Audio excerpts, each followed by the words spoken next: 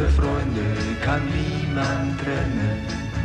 Gute Freunde sind nie allein, weil sie eines im Leben können, füreinander da zu sein.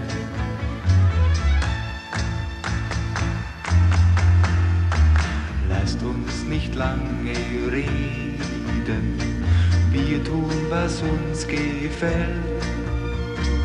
Einmal 5 Mark für jeden, das ist doch nicht die Welt. Gute Freunde, wie wir uns nennen, ja, die sind sich so eins wie nie, wenn sie spielen und helfen können in der Fernsehlotterie. Gute Freunde, wie wir uns nennen,